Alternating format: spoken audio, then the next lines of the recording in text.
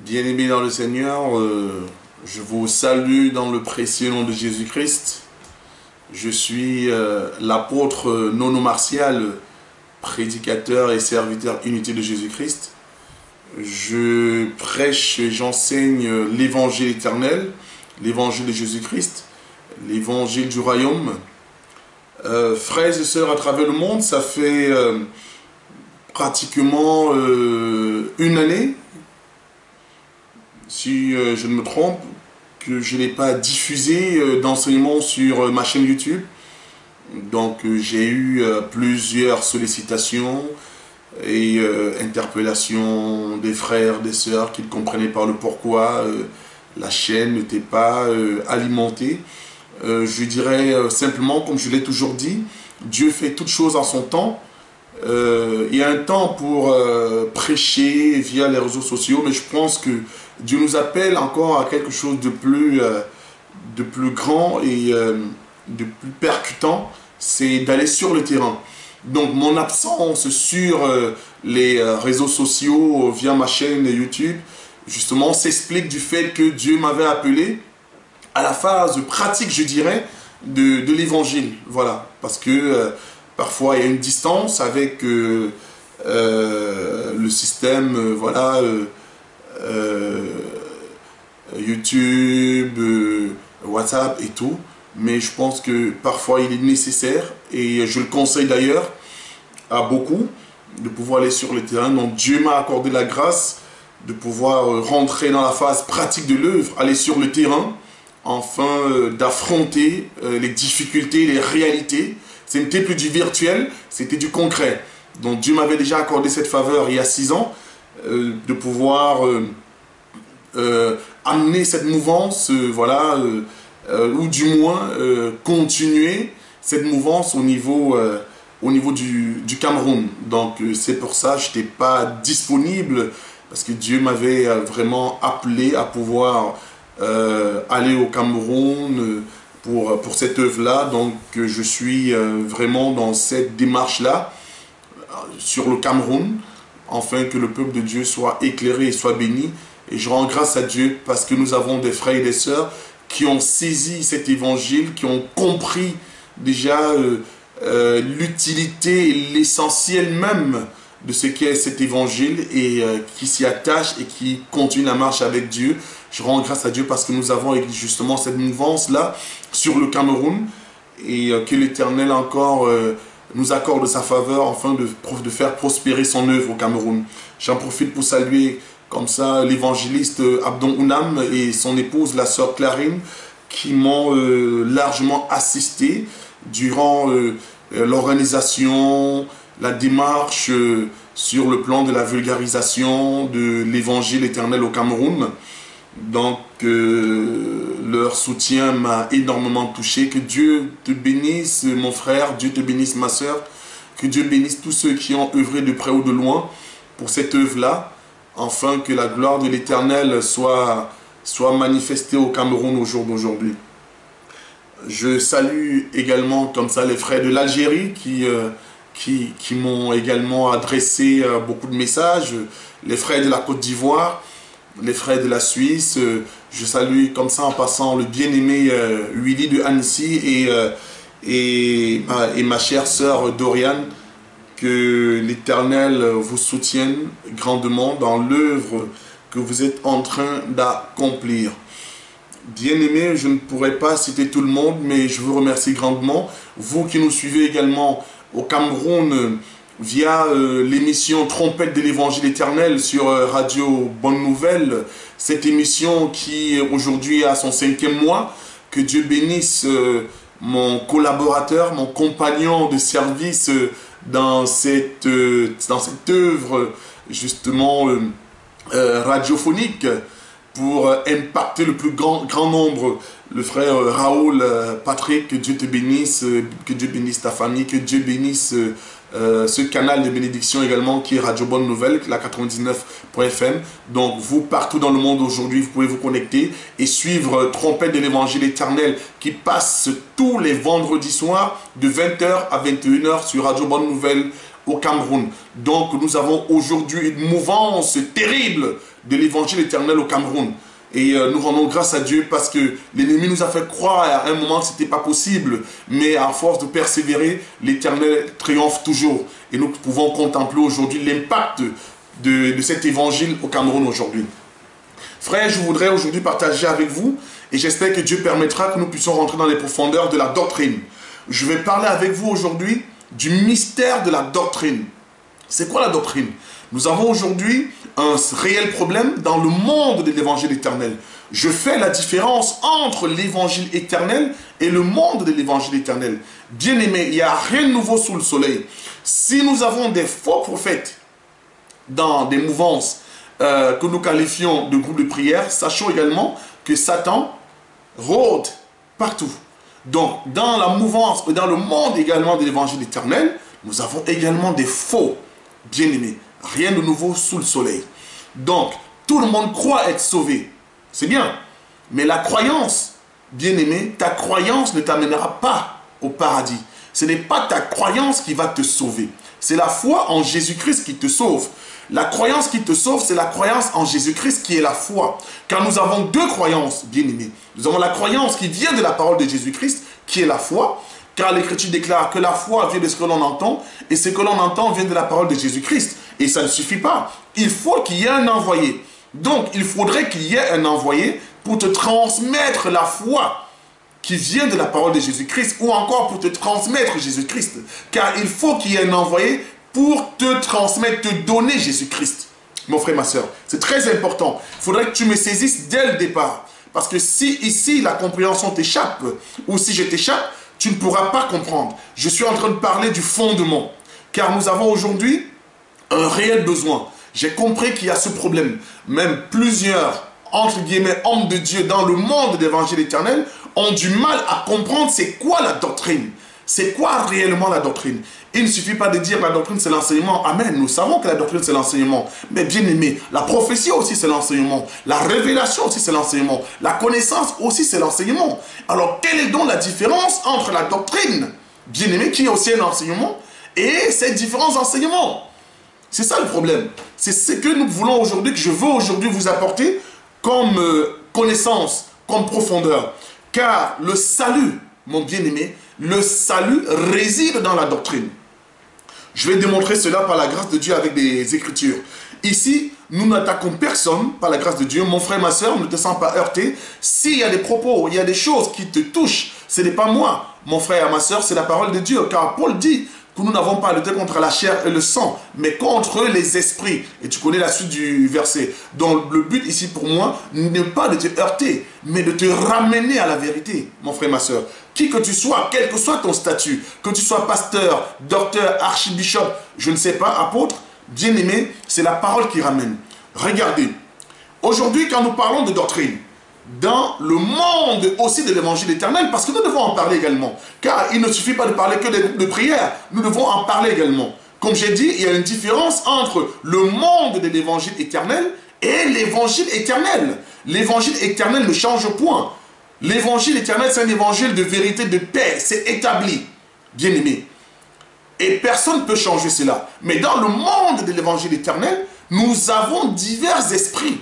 Il y a des esprits dans le monde de l'évangile éternel. Et nous devons donc déceler ces esprits. Nous devons détecter ces esprits, frères et bien-aimés, afin que le peuple de Dieu soit protégé d'eux. Regardez, frères, la Bible déclare que la parole de Dieu est esprit et vie. Retiens ceci. La parole de Dieu est esprit et vie.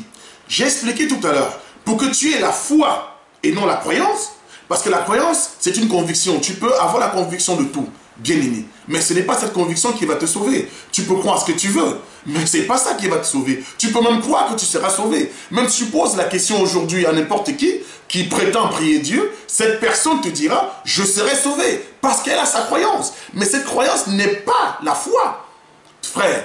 Mais la foi doit manifester certaines œuvres. Donc, le fait d'avoir la foi doit te démarquer des autres par tes œuvres. Attention, ici nous avons deux dimensions de la chose. Car nous avons des personnes, bien aimées, attention, qui ont la foi selon le monde, donc c'est les pharisiens, qui de manière scripturaire, tu ne les verras jamais pécher, jamais voler, jamais commettre un péché quelconque, mais n'ont pas un enseignement. Ça veut dire que l'enseignement qu'ils prêchent, c'est un mauvais enseignement, mais nous voyons de nos yeux qu'ils ont des œuvres. C'est juste incroyable. C'est ainsi que Jésus disait, vous êtes des tombeaux blanchis. Parce que vous avez de manière visuelle, externe, vous avez la blancheur, vous avez la pudeur, mais à l'intérieur, vous êtes des tombeaux. En fait, vous êtes la mort. Vous êtes le lieu même où réside le sépulcre. C'est la mort à l'intérieur. Mais l'intérieur, c'est quoi? C'est la parole. En fait, ils n'avaient pas la parole, frère, mais ils avaient des œuvres. Donc, on a aujourd'hui des prédicateurs également qui prétendent être de l'évangile éternel, dont nous voyons que les enseignements sont des enseignements erronés, des enseignements abominables, ce sont des hérésies, mais qui ont la conviction d'être sauvés. Et nous les voyons aussi, ils mènent une vie soi-disant, entre parenthèses, conforme, parce qu'ils ne volent pas. Et ces gens-là sont des premiers aussi à critiquer ceux qui, soi-disant, pêchent. Frère, donc nous avons deux catégories de personnes ici. Nous avons des personnes qui ont des œuvres sans l'enseignement, et nous avons des personnes aussi qui ont l'enseignement et qui n'ont pas des œuvres. Mais c'est la même chose. Frère, si tu as la démonstration de la connaissance, tu peux expliquer le pourquoi du ver de terre. Ce qui pour nous n'est pas un scoop, n'est pas quelque chose de spectaculaire. Parce que quand tu es un enfant de Dieu qui a reçu l'évangile éternel, tu ne seras jamais impressionné par un pasteur, un prophète, un docteur, quel qu'il soit. C'est impossible. Parce qu'aujourd'hui, il y a cette mouvance de l'évangile qui impressionne. Vous allez voir un homme qui va prêcher, il va te dire, frère, attention, ce que je vais dire, je suis sûr que tu n'as jamais entendu. Frère, l'écriture dit qu'il n'y a rien de nouveau sous le soleil. Non. Comment tu sais qu'il n'a jamais entendu ça, bien-aimé? C'est le païen qui n'a jamais. Mais si c'est réellement un enfant de Dieu, tu ne peux confirmer que c'est qu'il a déjà en lui. Donc il a déjà ça en lui, frère. Donc arrêtez l'impressionnisme, frère, et rentrez dans la doctrine. Frère bien-aimé, rentrons dans la doctrine, mes frères et mes sœurs. Je parlais ici de foi. Mais la foi doit venir de Jésus-Christ, parce que la foi, c'est Jésus-Christ. Et nous devons poser cette foi et la vivre dans la doctrine. Donc, c'est quoi la doctrine? J'ai expliqué, la doctrine, c'est l'enseignement, amen. Mais j'ai expliqué aussi que toute forme d'enseignement aussi tiré de la Bible, selon la grâce, selon le langage de Dieu qui t'accorde, c'est aussi l'enseignement. Mais quelle est la particularité de la doctrine? Frère, remarquez, j'explique une chose. La doctrine n'est pas seulement l'enseignement. La particularité de la doctrine, c'est que la doctrine, c'est la parole faite vie. La parole faite chair, c'est la vie de l'écriture. C'est ça la doctrine. Nous devons toucher cette dimension de la doctrine afin que le peuple comprenne. Car dans certaines assemblées, entre guillemets, des saints aujourd'hui, on ne prêche plus sur la sanctification.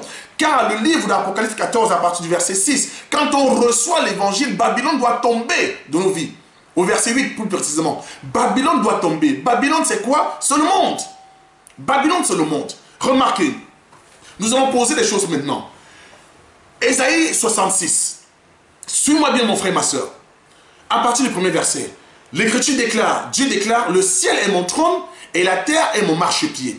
Donc Dieu commence à déclarer que le ciel est son trône et la terre son marchepied. Nous devons comprendre comment ramener le ciel et vivre ce ciel sur la terre. C'est important. Car si nous n'avons pas accès à ça, il y a un problème. J'ai toujours expliqué, disons ceci. Si un enseignement venant d'un docteur, d'un pasteur, d'un apôtre, d'un évangéliste, d'un prophète, quel que soit son ministère, n'a pas la capacité de te donner la vie, s'il y a un problème. Si tu n'as pas la capacité de vivre l'écriture, de vivre l'enseignement, il y a un problème, il y a un danger. L'enseignement doit devenir une vie pour nous, quelle que soit la dimension de l'enseignement, quelle que soit la hauteur. Je tiens déjà à te dire qu'il n'y a aucun enseignement qui soit plus profond que la doctrine. Car la doctrine, c'est le fondement, c'est la racine de l'arbre de l'édifice. Christ lui-même est l'olivier, mais la racine, c'est la doctrine. Christ, c'est l'édifice, mais la racine même de Christ, c'est la doctrine. Car Christ lui-même, qui est Dieu et qui est l'Esprit, s'est fait chair. Christ s'est fait doctrine. Donc Christ est venu vivre de manière naturelle, bien-aimé. Donc Christ au milieu de nous, c'était le royaume. Mais le royaume de manière visible. Frère, donc on voyait Jésus-Christ, on voyait sa vie. Donc il vivait la terre, sur la terre, bien-aimé. Christ vivait le ciel sur la terre. C'est ça la doctrine. Donc tout homme de Dieu, tout enfant de Dieu, qui ne vit pas le ciel, qui ne démontre pas le ciel sur la terre, n'a pas la doctrine. La doctrine, ce n'est pas la démonstration ou uniquement ce qui est écrit.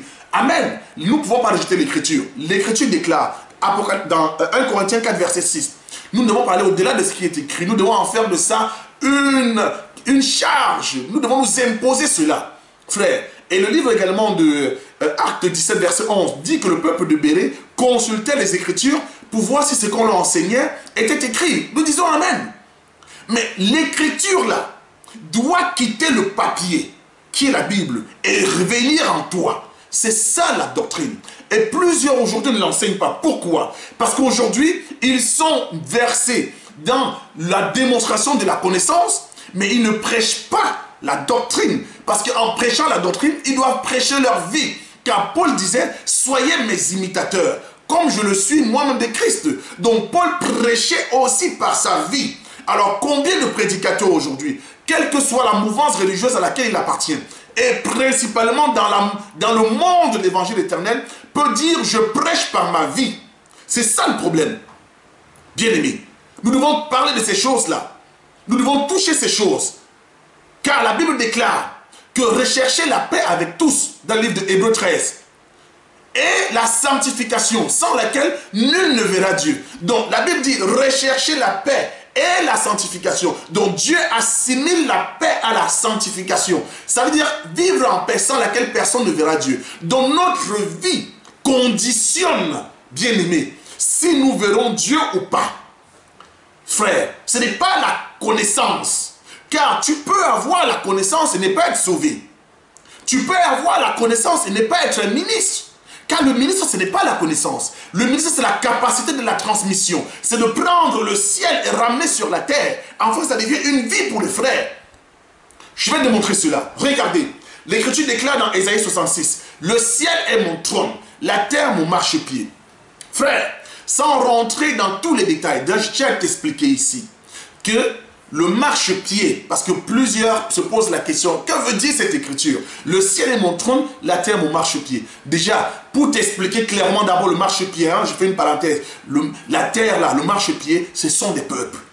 La terre dont on parle, ce sont des peuples. Nous pourrons toucher ça quand nous toucherons le trône de Salomon, pour comprendre les différents peuples qui sont le marchepied. Parce que pour arriver au trône, il y avait le marchepied. C'était des marches, des escaliers, afin d'atteindre le trône. Donc c'est ça le marchepied. Et vous verrez que de chaque côté d'un marchepied, il y avait un lion. Un lion à droite, un lion à gauche. Il fallait qu'il y ait ça. Donc c'était des nations pour amener au trône. C'est une parenthèse. Bien aimé, ce qui nous intéresse ici, c'est d'abord le ciel. Le ciel est mon trône. Mais nous devons descendre avec cette écriture afin de poser la doctrine. Mais quand nous prenons le livre de Apocalypse 5, à partir du verset 5, la Bible déclare ceci. C'est Jean qui parle. Jean dit ceci, lisons l'écriture par la grâce de Dieu.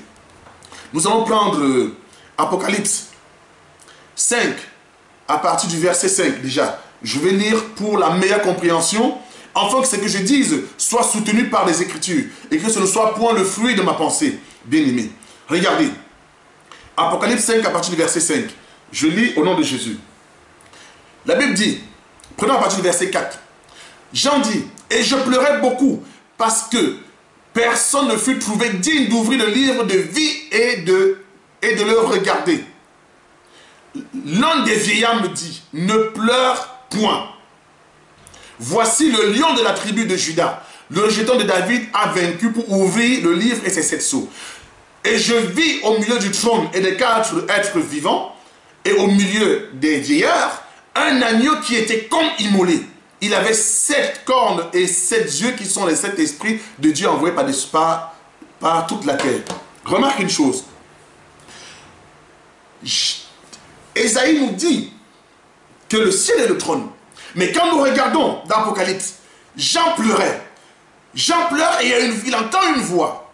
Il y a un vieillard qui lui dit ne pleure pas. Voici le lion. Parce que Jean ne voyait pas qui avait la capacité de pouvoir ouvrir le livre de vie. En fait, le livre, c'était la vie de Jésus lui-même. C'est Jésus-Christ lui-même. Personne ne pouvait donner sa vie afin de nous racheter. C'est donc personne n'avait le pouvoir de la rédemption. C'est ça, parce que la vie, c'est en Jésus-Christ. C'est ça d'abord ça, le livre de vie, de manière élémentaire, claire, sans rentrer dans autre chose, autre complication. Pour que tu comprennes, mon frère. Personne n'avait cette capacité. Mais quand Jean pleure, il y a une voix, un vieillard qui lui dit, ne pleure point, voici le lion de la tribu de Juda. Mais quand Jean regarde, il regarde où? Au milieu du trône. Donc nous comprenons que la voix parlait du milieu du trône. Car Jean n'a pas regardé à l'extrémité, non. Il a regardé au milieu du trône. Et là, il a vu quoi? L'agneau. Jean voit l'agneau, alors que la voix lui a parlé du lion. Frère, de quoi est-ce qu'il s'agit? Donc nous comprenons que le trône en réalité c'est le ciel, selon le livre d'Ésaïe. Ésaïe nous a dit que le ciel c'est le trône de Dieu. Donc l'agneau dont on parle ici, c'était le ciel. Donc c'était l'agneau au milieu du ciel. Frère, tu dois bien me comprendre ici. L'agneau et le lion, le vieillard avait vu le lion au milieu du trône, donc au milieu du ciel, selon Ésaïe 66. Mais Jean, lui, il a vu l'agneau, ou toujours au milieu du ciel. Donc nous comprenons ici qu'il y a deux langages. Il y a un langage qui montre le lion et un autre langage qui montre l'agneau ou qui voit l'agneau. Il y a un qui voit le lion, l'autre qui voit l'agneau. Frère, c'est simple. Nous comprenons ici que le lion, c'est la loi, c'est Israël, frère. Et qui parle de la loi, c'est les prophètes. Parce que l'écriture de Hébreux 1 dit, dans les temps anciens, Dieu a parlé par nos pères, pas des prophètes. Mais aujourd'hui, à la fin des temps, Dieu nous parle par le Fils. Oh, alléluia, c'est merveilleux. De pouvoir soutenir tout enseignement par une écriture. Donc nous comprenons que le lion, en ce temps-là, c'était Israël, donc c'était le prophète. Donc nous comprenons que c'est le prophète, car c'est Moïse qui vient avec la loi qui est le lion. C'est Moïse qui parle, donc c'est un prophète qui est en train de parler. Mais il parle à qui? Il parle à Jean qui est un apôtre, bien-aimé. Saisis-moi bien. Donc ici nous avons la loi qui est déterminée, parce que ce n'est que Israël qui peut voir le lion.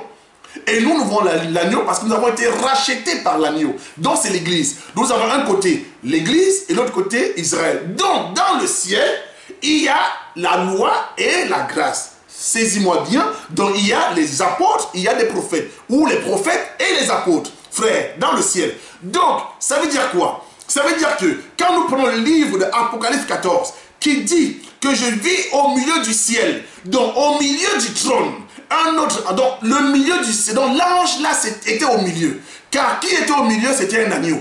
Un lion qui devint agneau. Cet agneau aussi, maintenant c'est aussi l'ange. Qui fait quoi? Qui apporte un évangile. Parce que l'agneau, comme immolé, ça veut dire la résurrection. Un agneau, c'est un agneau mort et c'est ça le symbolisme de la résurrection.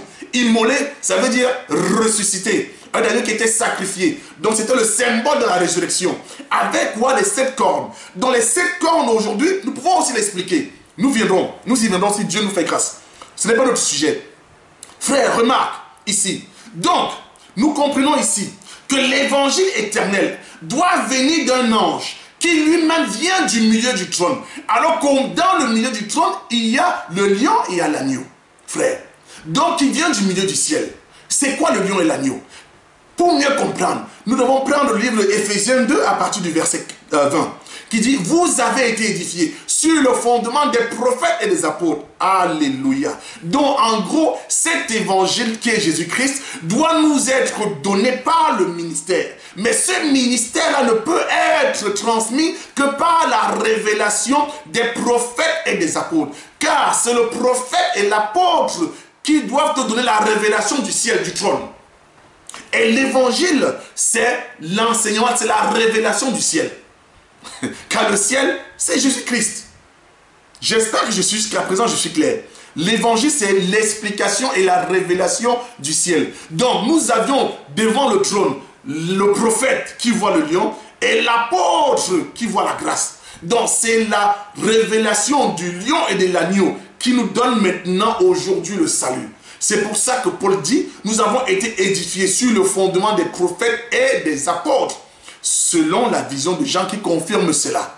Bien-aimés, nous posons la doctrine, car il faudrait que ce que nous voyons au ciel, nous devons voir cela. Remarquez, Dieu parle de son trône, Mais nous prenons le livre de 1 Roi 29 à partir du verset 23.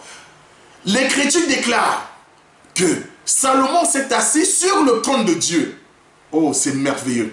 Donc Salomon était assis sur le ciel. Puisque le ciel est son trône, Dieu il y avait une représentation du trône sur la terre. L'évangile éternel, la doctrine, c'est ramener le ciel sur la terre. Le ciel, ce sont des Écritures, c'est Jésus-Christ. Il doit être parole faite chair. C'est ça la doctrine. Donc, tu dois prendre du ciel et ramener sur la terre. Car Dieu lui-même, qui déclare que le ciel c'est le trône, il ramène ce trône-là sur la terre et le démontre par Salomon. Il dit que la Bible déclare que Salomon s'est assis sur le trône de Dieu. C'est important. Enfin, tu peux saisir la profondeur de la doctrine. Donc, la doctrine, c'est la parole faite chair. Regardez, la Bible déclare dans le livre de Jean 1. Au commencement était la parole. La parole est avec Dieu, la parole est avec Dieu. Quand nous descendons, déjà à partir du 4e, 5e verset, la parole s'est faite chair. C'est ça le royaume parmi nous, c'est ça la doctrine. C'est-à-dire que la doctrine, c'est la parole faite chair. Tu dois recevoir cette parole et tu dois vivre cette parole sur la terre. Mon frère, ma soeur. Et c'est ça la puissance même de l'évangile éternel. L'évangile éternel, ce n'est pas un évangile de manipulation. Ce n'est pas un évangile de querelle, de ruse. Ce n'est pas un évangile de jalousie. Ce n'est pas un évangile de politique. C'est un évangile de paix. Car quand Babylone tombe de vous, de votre vie, de vos vies, c'est la paix qui doit régner. Remarquez, quand Joseph en Égypte s'est révélé à ses frères, bien aimé, il y avait la paix. Jésus lui-même s'est déjà révélé en nous. Mais nous devons manifester la paix. Mais voyons, est-ce que nous vivons la paix dans nos assemblées? Posons-nous la question. Toute assemblée où il n'y a pas la paix, de manière permanente, ce n'est pas l'œuvre de Dieu. Nous devons traverser ces choses-là, mais nous devons vaincre, nous devons dominer dessus. Mais quand cette situation devient une situation permanente dans les assemblées, ce ne sont plus des assemblées des saints. Remarquez une chose, bien aimé. Quand on reçoit l'évangile éternel, on reçoit la parole.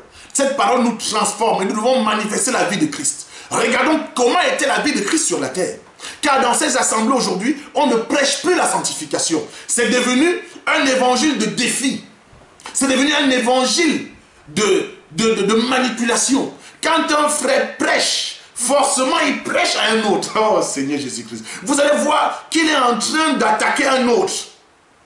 Mais frère, si nous ne disons rien, nous voyons ces choses-là. Ils sont dans la démarche, bien aimé, de la concurrence. C'est l'impressionnisme. Celui qui va sortir la révélation, qui va impacter, qui va impressionner. Ce n'est plus l'œuvre de Dieu, c'est ton œuvre. Car la Bible déclare que Dieu ne partage sa gloire avec personne. Et Paul dit, connaître l'évangile n'est pas basé sur des motifs impurs. Donc, quand un prédicateur, quel que soit son ministère, commence à vouloir démontrer qu'il a la connaissance plus que les autres, qu'il a la révélation plus que les autres, que si ce n'est pas lui qui parle, ça, on ne peut pas comprendre, on ne trouvera pas la vérité, ce n'est que Jésus-Christ. Christ, c'est un esprit. Il est déjà en train de toucher la chair. Nous avons vu des frères aujourd'hui dire des choses qui sont incroyables, mais là n'est pas le sujet. Frère, nous voulons voir le ministre vivre la sanctification, car Paul disait, soyez mes imitateurs. Le ministère, c'est la vie des Écritures. Car nous prêchons déjà d'abord les Écritures et nous devons prêcher aussi par nos actions. Car tout le monde a l'Écriture, mais tout le monde n'a pas la parole de Dieu. Il y a une différence entre l'Écriture et la parole de Dieu. Je pourrais vous parler du ver de terre, je pourrais vous parler de l'hippopotame, de la gazelle, du crocodile. Frère, mais il faudrait que dans l'enseignement, que tu puisses comprendre comment vivre l'enseignement du crocodile sur la terre. C'est important. Car le ministère est venu pourquoi? Pour le perfectionnement des saints. Frère, ce perfectionnement-là doit se voir naturellement. Car les disciples ont été appelés chrétiens parce qu'ils manifestaient la vie de Christ sur la terre. Car quand tu reçois la connaissance a un but. Cette connaissance a pour but de te transformer afin que tu puisses effectuer un déplacement. La connaissance dans ta vie doit marquer une différence. Et un homme de Dieu, un prédicateur véritable de l'évangile éternel, c'est un homme qui vit de manière permanente dans la sanctification. Frère, nous ne te demandons pas d'être Dieu, car un homme n'est pas Dieu. Mais quand tu es ministre, tu n'es pas ministre seulement pour l'assemblée. Tu n'es pas ministre les jours de l'assemblée. Tu es ministre tous les jours de ta vie. Donc toute ta pensée va dans la gloire à donner à Jésus-Christ. Car la Bible déclare dans le livre d'Apocalypse 14, l'évangile éternel, c'est donner gloire à Dieu. Craindre Dieu et donner lui gloire. Mais est-ce que vous donnez gloire à Dieu? Frère, nous qui sommes de la nouvelle génération, des prédicateurs de l'évangile éternel, nous devons prêcher l'évangile éternel de manière différente que ce que nous voyons aujourd'hui. Car nous reconnaissons qu'il y a des vrais prédicateurs d'évangile, mais ils sont peu. Car beaucoup aujourd'hui ont été impactés par un esprit de motif, un esprit de concurrence, de haine et de manipulation. Frères, sortez de là, car vous ne trompez que vous-même. Le peuple, nous voyons, le peuple voit ce que vous faites, et Dieu voit ce que vous faites. Vous ne servez pas Dieu, vous servez vos intérêts. Mais ce n'est pas cet évangile éternel auquel moi je crois. L'évangile éternel auquel je crois, c'est un évangile de vie de sanctification. Et c'est ça que je prêche, frère. C'est ça que je prêche. Je ne prêche pas pour la démonstration de la connaissance. Non, cette démonstration doit marquer les esprits et les chairs. On doit comprendre, la démonstration doit se faire dans les actions et non dans la parole. Car une parole qui ne porte pas les fruits, c'est la foi sans œuvre. Car la foi, c'est la parole. Donc quand tu enseignes, le peuple doit avoir la capacité de vivre l'écriture. Et ta vie doit être un encouragement pour les autres. Car quand on parle acte des apôtres, c'était la vie des apôtres également. Mais aujourd'hui, qu'est-ce qui se passe dans nos assemblées? Qu'est-ce qui se passe dans nos assemblées? Dans certaines assemblées, ce n'est pas le cas. C'est les hommes de Dieu qui ne se parlent pas. Rentrez dans les assemblées, vous allez voir. Des hommes de Dieu qui ne se parlent pas. Chacun fait son petit... Et il y a une hypocrisie terrible. Il y a une hypocrisie terrible. Mais vous n'êtes pas encore des serviteurs de Dieu. Que Dieu vous fasse grâce. Parce qu'on ne peut pas servir Dieu dans l'hypocrisie. On ne peut pas servir Dieu dans l'hypocrisie. Mais en fait, vous faites chacun vos maisons. Ce sont vos maisons, ce sont pour les églises de Dieu. Ce sont vos maisons. Où vous empêchez les uns et les autres de venir. Parce que chacun a son gâteau. Chacun a son gâteau. Où il mange. Mais vous proclamez de partout la démonstration de la connaissance. Mais quand on vient dans vos assemblées, qu'est-ce qu'on voit? On voit la ruse. On voit l'hypocrisie. On voit la jalousie. On voit la haine. Mais ce n'est pas l'évangile éternel. Mais en fait, vous êtes des dénominations. Mais vous vous prenez pour des prédicateurs de l'évangile éternel. L'évangile éternel, c'est la parole faite chair. C'est la vie de la parole. Ce n'est plus nous qui vivons, c'est Christ qui vit en nous. C'est la démonstration de la vie de Christ en nous. C'est ça l'évangile éternel. Et c'est ça la sanctification. C'est être hors du péché, hors de Babylone. Babylone sort de nous. C'est Goliath tombe. C'est la tour de Babel qui tombe.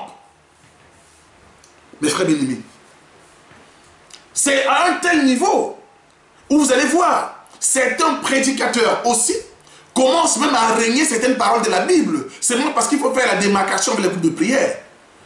Vous allez voir un prédicateur qui va vous dire, frère, par exemple, moi je ne dis pas Alléluia. Est-ce que vous m'avez entendu dire Alléluia quand je prêche? Mais frère, Alléluia c'est biblique. Est-ce qu'un frère qui dit Alléluia a péché? Mais c'est biblique.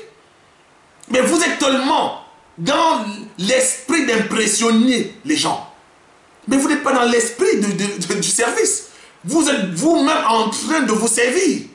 Et non de servir Dieu. Vous êtes en train d'élever votre gloire. Et non la gloire de Dieu. Et c'est dommage. Parce que vous n'avez pas saisi le fondement. Qui est la vie. Que toutes choses doivent être pour la gloire de Jésus-Christ. Toutes choses. Tu peux expliquer le ver de terre. Tu peux expliquer tout ce que tu veux, frère. Mais si tu n'as pas la vie de l'écriture, tu es un pharisien. Tu es un pharisien. Car j'ai expliqué que nous avons deux types de pharisiens. Ceux qui ont la vie sans les écritures et ceux qui prétendent avoir les écritures sans la vie. C'est la même chose. C'est comme ceux qui disent, on a la parole mais on n'a pas de puissance. Ça n'a aucun sens, mon frère. Ça n'a aucun sens. Que Dieu vous fasse grâce de comprendre ça. Que l'évangile éternel, c'est autre chose que vous croyez. Ce n'est pas ce que vous croyez. Ce n'est pas ce que vous enseignez. Ce n'est pas la démonstration de la connaissance, afin d'être supérieur aux autres. Car c'est ça l'esprit qui vous anime. L'esprit du leadership. L'esprit du leadership. C'est ça votre esprit. Mais regardez vos assemblées. Les assemblées sont vides. Pourquoi? Parce que Dieu connaît vos cœurs. Dieu connaît vos cœurs. Certains sont pires même que les groupes de prière que vous condamnez. Parce que le cœur est rempli de motifs impurs. Mais vous déclarez et prétendez prêcher la parole de Dieu. Mais où sont vos actions? Où sont vos œuvres? La foi sans œuvre est morte. Où sont vos œuvres? C'est la haine, c'est la rancune, c'est la jalousie, c'est incroyable. C'est incroyable. Mais vous n'avez pas la doctrine. La doctrine, c'est la sanctification. La doctrine, c'est la vie de l'écriture. La doctrine, c'est Christ manifesté en nous. La doctrine, c'est le royaume de Dieu manifesté en nous. C'est ça la doctrine, c'est la vie de l'écriture. Bien-aimé, ce n'est pas pour rien que Dieu a parlé de ça. Ce n'est pas pour rien que Dieu nous appelle à ça, aux œuvres. Aux œuvres, frère. Car la nuit est avancée. Et beaucoup seront surpris. Beaucoup de soi-disant prédicateurs seront surpris. Mon frère, ma soeur, ne te laisse pas endormir par des hommes. Regarde la dérive des hommes. Dieu dit qu'il ne partage sa gloire avec personne. Mais est-ce que c'est ça que nous vivons aujourd'hui dans le royaume? Est-ce ça que nous vivons aujourd'hui? Est-ce ça que nous vivons aujourd'hui, bien-aimés? Non. Toute parole, nous devons vivre la parole. Si nous ne la vivons pas, soit nous n'avons pas bien compris, soit nous l'avons mal expliqué. Car la parole est faite pour nous rapprocher de Dieu. Et Dieu dit que sans la sanctification, nul ne verra Dieu. Nul ne verra Dieu. Prêche le ciel. Prêche le 4e, le 8e, le 10e ciel. Si tu n'as pas la puissance de la doctrine, si ce que tu prêches, tu ne peux pas vivre cela, ça ne sert à rien. Ce que tu prêches, on ne peut pas vivre, ça ne sert à rien. Tu prêches le vent. Tu es un ministre du vent. Tu as la connaissance, mais tu n'as pas la capacité de transmission. Assieds-toi. Dieu te fera grâce. Tu vas te lever quand il le faudra et tu vas nous bénir. Mais pour l'instant, si ce n'est pas le cas, mon frère, reste calme. Car c'est un esprit. Et c'est un esprit que je dénonce. Parce que nous avons vu ces choses-là. Et nous devons les dénoncer. Car c'est un esprit. Nous dénonçons cet esprit-là. Mon frère, ma soeur, nous dénonçons cela. Car la Bible déclare que nous devons nous préserver de ces choses-là. Nous devons nous préserver de ces choses-là. Car nous avons vu le ciel venir sur la terre. Christ n'est pas resté spirituel. Christ est venu nous montrer l'exemple. Il est venu être le modèle dans la doctrine, la vie de l'écriture. Lui qui était Dieu s'est fait chair. Lui qui était la parole, il a pris la chair pour vivre la doctrine, pour vivre la sanctification. Un chrétien, c'est celui qui a la vie de la sanctification. Quelqu'un qui a l'évangile éternel, c'est celui qui a reçu la vie de la sanctification. Ce n'est pas celui qui fait la... Non, c'est incroyable ce que nous vivons aujourd'hui. C'est incroyable et c'est dommage. C'est dommage. C'est dommage. Mais que Dieu nous fasse grâce, que Dieu nous soit favorable.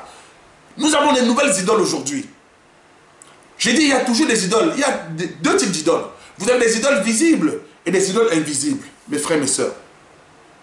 Les idoles ne sont pas seulement les statuettes que vous voyez. Les statuettes que vous voyez dans des assemblées ou dans des lieux où